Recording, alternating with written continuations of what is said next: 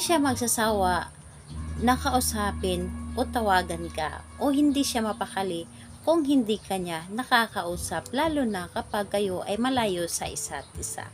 Hello mga guys, kumusta kayo? Panibagong araw, panibagong video na naman tayo, and sa araw na ito ay isa na namang video ang aking ituturo sa inyo na simpleng gabay o simpleng pamamaraan na makakatulong sa atin. At bago ang lahat, gusto ko lang mag-disclaimer sa mga taong hindi naniniwala at hindi gusto ang mga kagaya nitong video.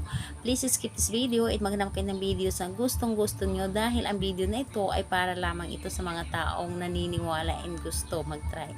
Sa lahat po ng mga nagko-comment po dito sa ating video dito sa loob ng ating channel, mag-iingat sa lahat ng mga nagre-reply sa inyo na dinadala kayo sa kanilang WhatsApp, hindi mo po upang makaiwas po tayo sa scam. Ngayon po ituturo ko sa inyo paano yung partner ninyo, lalo na kapag nasa malayo, ay sobrang hindi siya magsasawa na gusto niya na ikaw lamang ang kanya nakakausap, o hindi siya magiging masaya kung hindi ikaw yung kausap niya. Lalo na sa atin or sa mga mag-partner dyan na mga magka-LDR, mas maganda na ito ang inyong gagawin upang kayo po ay laging tatawagan ng inyong partner o magbigay laan ng oras si partner ninyo sa inyo kung kayo ay magka-LDR.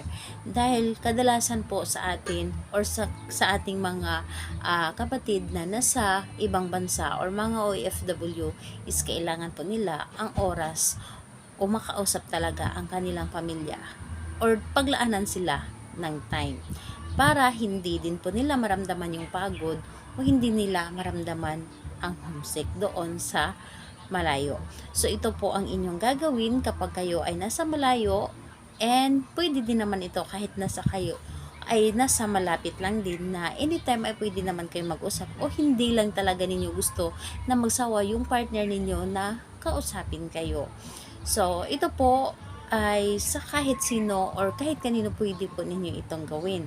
Ang kailangan lamang natin dito, napakadali at napakasimple lamang. Makikita nyo lamang dito sa loob ng inyong pamamahay.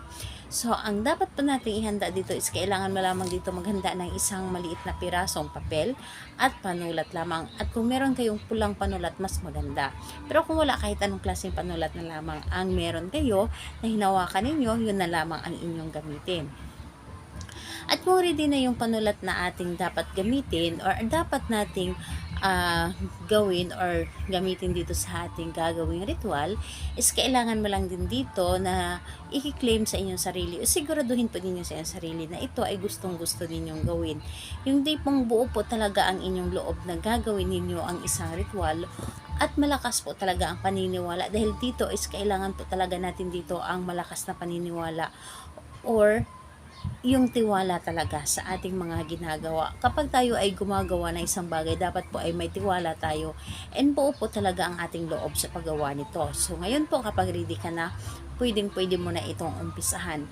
So dito po is kailangan po natin dito na gawin or isulat. Tulad po nito ng aking ginawa. Ito ay tatsulok. Ito ay tatsulok. So nagguhit lamang ako ng tatsulok, and baliktarin nyo lang din po at gumuhit ng tatsulok. Parang star lamang siya, pero ito po ay tatsulok. And kapag ito ay inyong naguhit na, dito sa itaas is isulat po ninyo ang pangalan at apelyido ng inyong target. So pangalan at apelyido ng inyong target dito.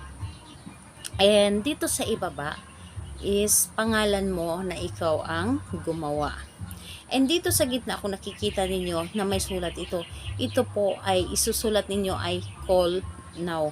Yun lang mang ang inyong isulat, call now. So, ayun, kapag naisulat nyo na ito is bigyan nyo lamang ito ng energy. So, paano? So, sa pagbigyan ng energy, dapat po ay inyo itong irarab po ninyo ito dito sa inyong palad. Sa pagrarab po ninyo, habang nirarab ninyo ito, umiinit or iinit po ang ating papel. So magbibigay ito ng energy ang ating ginawa. So habang ginagawa ninyo ito, rarab ninyo ito sa inyong palad, paulit-ulit po ninyo sasabihin yung pangalan at apelyido ng inyong target, at sabihin po ninyo, hindi ka magsasawa na tawagan ako parati. Yun lamang ang inyong sasabihin sa isip, or pwedeng sa isip, pwedeng bigkasin po inyo. Nakadepende sa inyo kung saan kayo mas komportable. Ang importante ay buo po at nanggagaling po talaga sa inyong puso ang inyong mga ginagawa.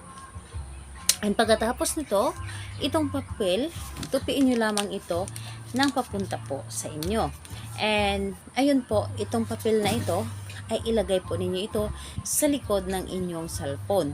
Ilagay po ninyo ito, ang papel, at hayaan nyo lamang ito at asahan po ninyo yung partner ninyo or taong mahal nyo ay lagi kayong tatawagan at hindi ito magsasawa na lagi kayong kausapin.